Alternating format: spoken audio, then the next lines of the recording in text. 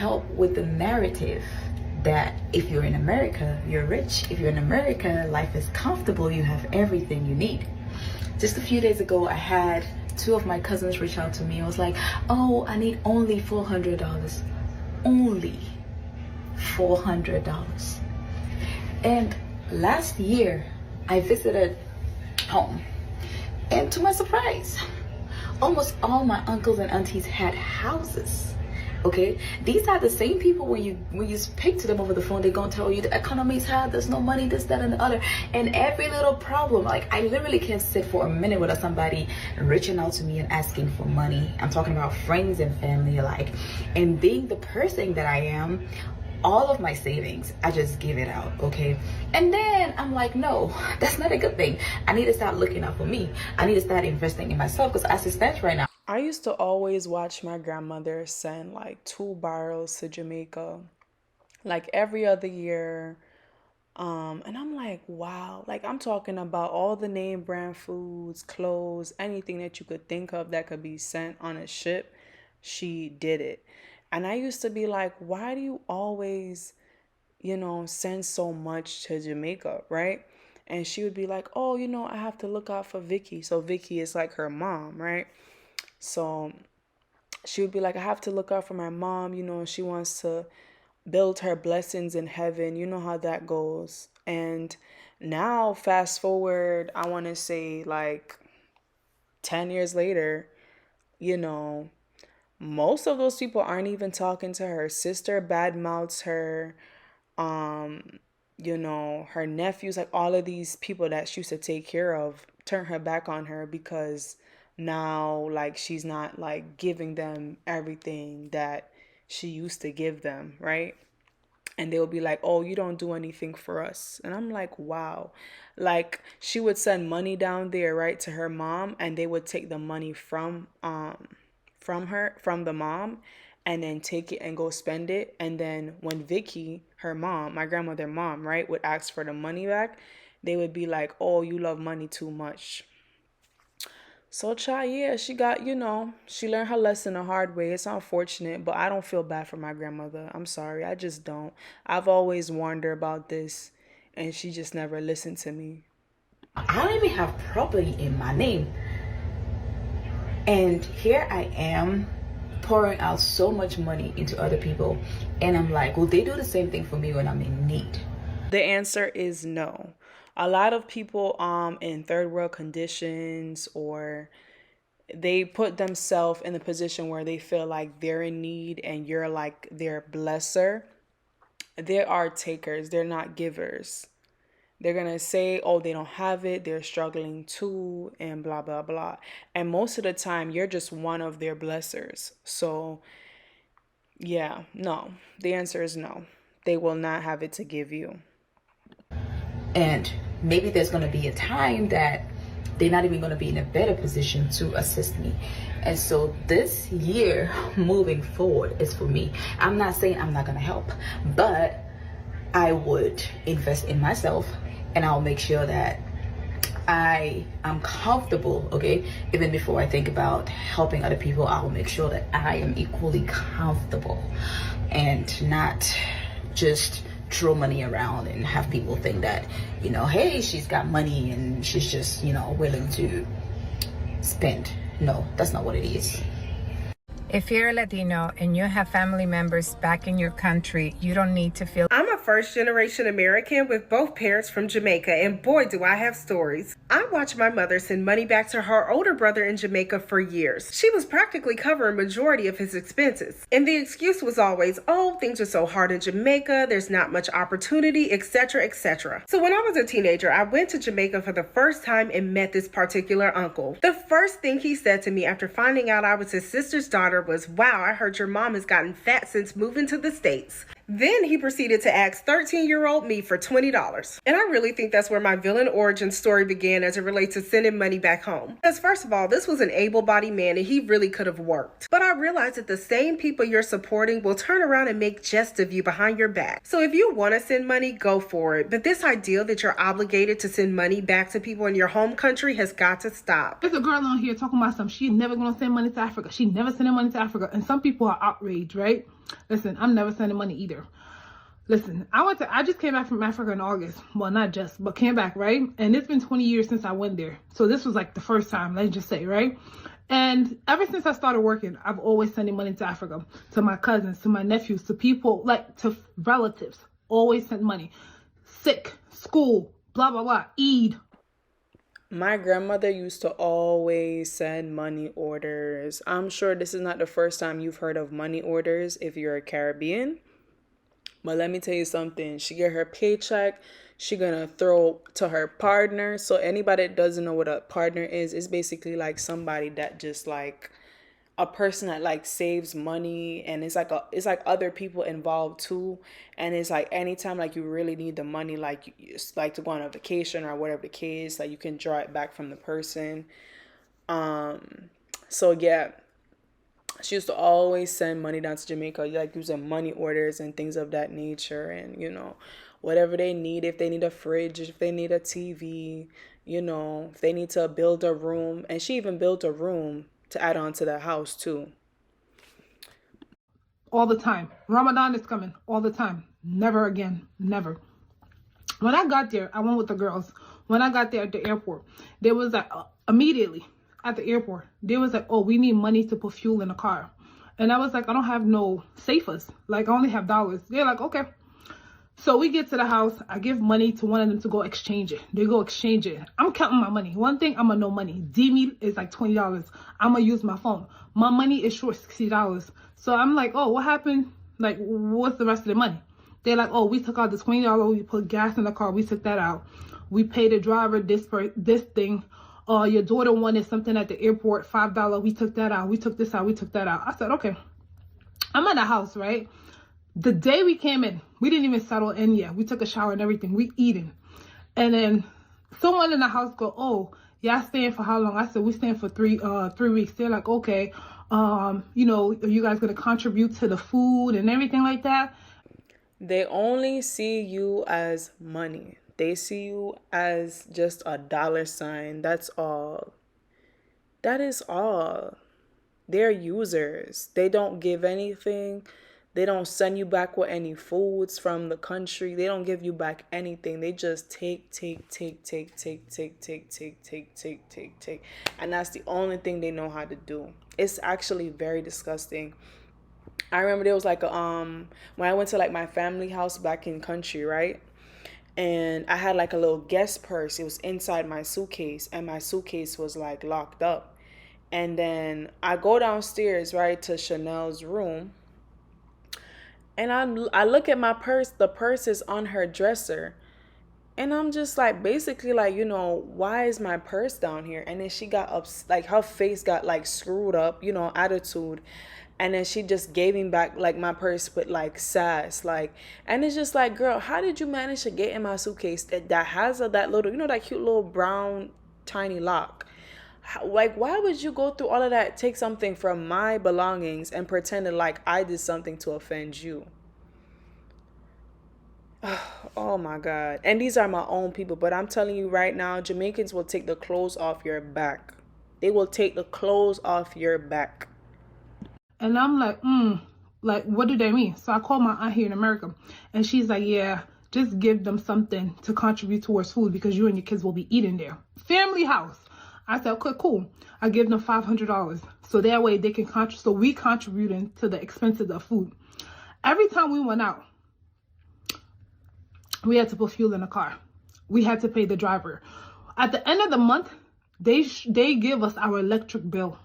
And this is a household where, when I say we literally paid for to build, anything that goes on, somebody got to go to the hospital, somebody's sick, we're the one to like help, to pay. When we went there, every single thing we did, we had to pay for. If they bought my daughter something while I was out and about, when I came back, they would tell me, we spend $1 on your daughter, can we have our money back? Like every single time. When I was so shocked that when we was leaving, they told us that our light bill was $15. I looked at them and I said, I'm not paying for it. So I guess I don't know if she went through that, but I personally went through that, and that was shock. These are people, when I'm telling you, $800 at a time, $600. The least I've sent in a month was like $400, $800. During Eid time, I'm buying everybody clothes for Eid. I'm sending money to buy cows for families. When I said every house that I went to, if they bought water for us, they wanted to buy water for us, they would be like, oh, can you get $5? We're gonna go get water for you. Can you imagine if we did the same thing? That's why I understood the girl. I'm not saying this is everybody family, because this can't be everybody family, right? But some families are like that. When you go there, there is no hospitality. There is especially parents from back home and stuff like that, came from back home and stuff, like, they are hard-headed. You can't tell them nothing. You tell them, oh, you know you don't have to send money home. They don't want to hear it. They can't tell them nothing. Sometimes even my mom, she'll be spreading herself in. I say, Mom, please, what about you? And she'll be just like, yeah, like, it's okay. God's got me. God can only help you if you help yourself. You have to meet him halfway. So there's a video circulating by a young lady, and she's talking about how most of us are no longer going to be sending money back home, and she's basically saying how we're speaking from a point of privilege and how we are losing our sense of community by doing so, in addition to some other points. She turned her stitches off, but I want to share my perspective. The reason why most of us are not going to be sending money back home the way our parents were doing is because the way our parents were doing it was not sustainable.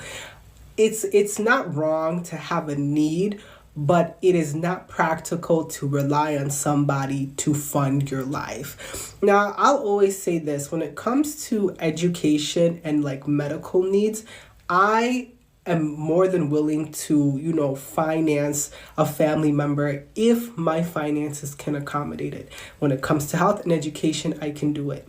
Particularly education. Why? Because if I'm investing in somebody's education, I know that at a point they will be able to, support themselves and get a job. So the end goal is going to help their own financial freedom. They're not going to remain dependent on me for the rest of their life. But what is happening, and as we've seen from our parents, is that they keep sending money back home to people who are just waiting for our parents' money to be able to live life. That is just not appropriate. And let's think about it even critically. If you're to calculate the money that African parents have been sending back home versus the amount of money they're putting in their own children's education fund to go to college, yeah, crickets.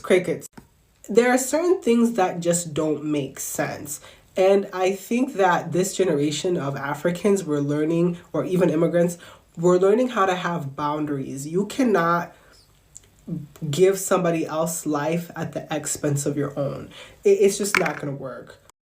Basically, don't give a man a fish. Teach him how to fish so he can be independent. And I think that's what the scary part is. The people receiving money back home are not interested in becoming financially independent. They are more excited at the prospect of having somebody fund their lifestyle. That is not healthy. And I think that us saying no is completely in our right, because again, you are having African parents sending thousands of dollars back home to family members, yet their own kids they don't even have a college fund for. Talk to any financial advisor and they're going to tell you that you don't have wisdom. You are financially illiterate by doing so. All in all, we are having boundaries, and that is going to annoy the people who want to be dependent on us, and that's not our problem. Sending money back to your relatives back in Africa in this economy does not make sense. We are struggling the same way you guys are. Have you not seen the rise of living, bro? I can't afford it. So you man asking me to send you money back to Ghana. I was just watching Miss Enja's video about the reason why she's not sending money to Africa anymore. And I don't want to send money to Africa anymore, but for a different reason. For me, I feel like I'm a hater, right? Every time I go to Africa, especially lately, the lifestyle that they're living there is just ridiculous. So these people are the people that you basically feed, pay their rent, when they get sick, you pay for that and all of those things. But these people are living their best life out there. Like, I go there, they go to the most expensive hair salons, they go to the most expensive nail salons. They're living large, okay? Like, they're out there. The crazy part about it, a lot of these Africans, like, they put themselves on this pedestal. They feel like they're better than African Americans. And it's just crazy to me because a lot of the times you're depending on people in America to fund your lifestyle. You're depending on cousins, aunties, nephews, brothers, sisters, you know, to fund your lifestyle, right? It just doesn't make sense to me. It just doesn't make sense to me. Because you want to be able to go clubbing, get your hair and nails done, go to nice restaurants, buy fancy juices and get fancy alcohol, and you wouldn't be able to get those things. You wouldn't be able to have a nice car. Your rent wouldn't be paid up. You wouldn't be able to do all of those things if it wasn't for that person that felt pity for you and felt sorry for you and felt like they need to do that for you because you're family. And you abuse that and you take them, for a week, really. And I even remember this video that I saw, like, it went viral, and you saw this guy's house outside and it looked like kind of like a shed, a mud house. It looked like it was made with very cheap materials, right? So looking outside, you wouldn't think, oh, this person has nice things or they're have anything of value. But when you go inside, nice flat screen TV, nice furniture, nice kitchen, very well kept, well clean, very modernized, right? So that should just show you as an example, like, what you see outside is really not what's inside. Like, they could tell you whatever story they want to tell you, but you have no idea how they're really living until you step into their world. And then you're going to see nice chandeliers, big cars, and big parties, and, all of these things now when you step in the scene, right? So don't get played by these people. Don't get played. Stop funding their lifestyles and go get your hair and nails done. How about that? Drinking like juices all day. Mind you, it's not like in America where you buy juice and keep it in the refrigerator. You literally have to buy like the canned juice every time, and they're not cheap.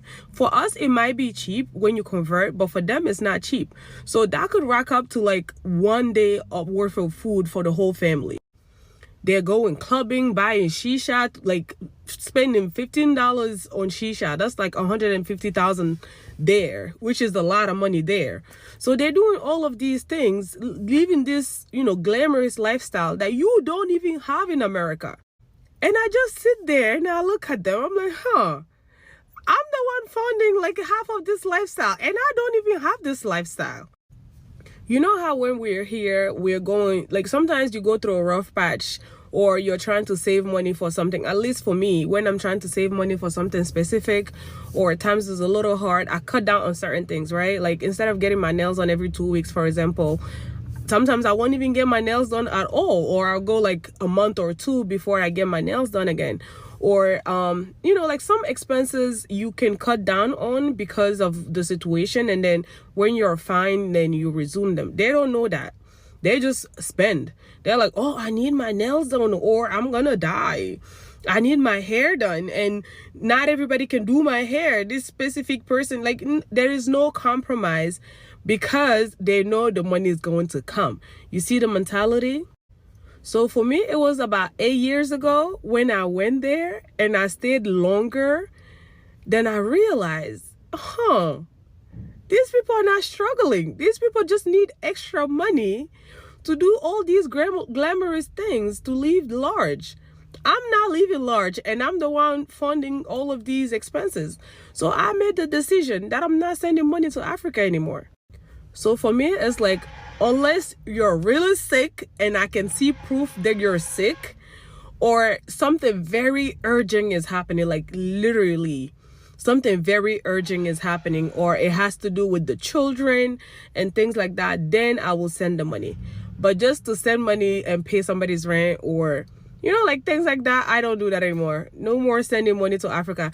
And I kid you not, as soon as I made that decision and I started sticking to it, my life here changed. You know what I mean? And the whole time you're sitting there, oh, I need to look for baraka. I need to look for baraka. I feel like some things don't even have baraka in it. The baraka will stop with my mom and my dad, and the rest of the people can just, let's all work for our lifestyle. Subscribe and like, y'all.